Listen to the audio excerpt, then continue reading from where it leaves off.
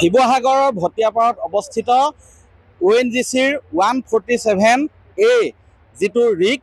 সেই ৰিকটোত ওলাই থকা অহৰহ যি গেছ নিৰ্গমন হৈ আছে তাক নিয়ন্ত্ৰণ কৰাত চূড়ান্ত ব্যৰ্থ হৈছে ONGCৰ যিসকল বিশেষজ্ঞ আহিছে দিল্লীৰ পৰা আহিছে মুম্বাইৰ পৰা আহিছে আৰু অসমৰ যিসকল বিশেষজ্ঞ আছে এই সকলোবিলাক আচলতে তেওঁলোকে যি ধৰণৰ ইয়াত পদক্ষেপ লৈছে যি পদ্ধতি অৱলম্বন কৰি এই গেছ নিৰ্গমন ৰোধ কৰাৰ চেষ্টা চলাইছে এই সকলোবিলাক প্ৰহসনত পৰিণত হৈছে ব্যৰ্থ হৈছে এনে পৰিপ্ৰেক্ষিতত স্বাভাৱিকতে ইয়াৰ স্থানীয় ৰাইজ দল সংগঠন অধিক উদ্বিগ্ন হৈ পৰিছে আৰু ONGCৰ বিৰুদ্ধে ক্ষোভ জাৰিছে দল সংগঠনসমূহে দাবী উত্থাপন কৰিছে যে যিমান সোনকালে পাৰি প্ৰয়োজনত বিদেশৰ পৰা অভিজ্ঞ বিশেষজ্ঞ আনক কিন্তু এই গেছ নিৰ্গমন অতি সোনকালে বন্ধ কৰিব লাগে মোৰ কাষত বৰ্তমান অসম জাতীয়তাবাদী যুৱ ছাত্ৰ পৰিষদৰ একাংশ বিষয়ববী আছে আমি তেওঁলোকৰ ভাষ্য ল'ম খুব প্ৰকাশ কৰিছে অসম জাতীয়তাবাদী যুৱ ছাত্ৰ পৰিষদে আচলতে বিজ্ঞান আৰু প্ৰযুক্তিবিদ্যাৰ দিনত আজি 7 দিন হৈ গ'ল ONGCয়ে আমি এনেকুৱা ধৰণৰ ঘটনা বহুত হৈ থাকে অইল ফিল্ডত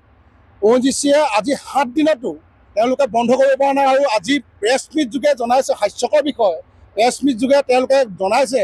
যে কেতিয়া বন্ধ হ'ব কোনো ঠিক নাই আমি ONGCক স্পষ্টভাৱে জনাই দিছোঁ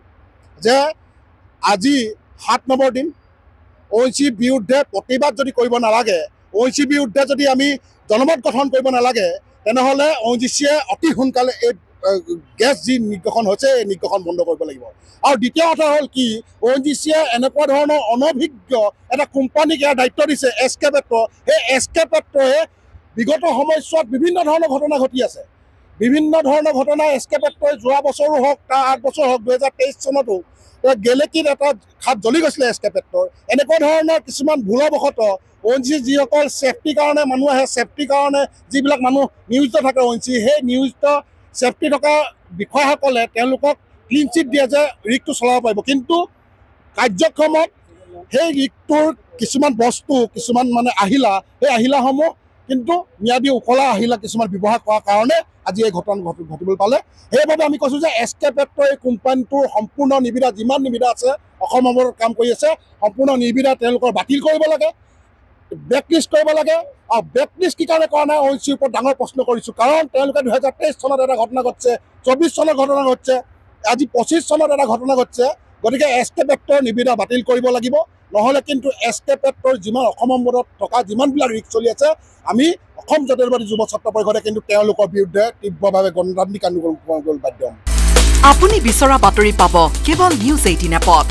নিউজ 18 এপ ডাউনলোড কৰিবলৈ স্ক্যান কৰক এই QR কোড গুগল প্লে ষ্টৰতো পাব এই নিউজ 18 এপ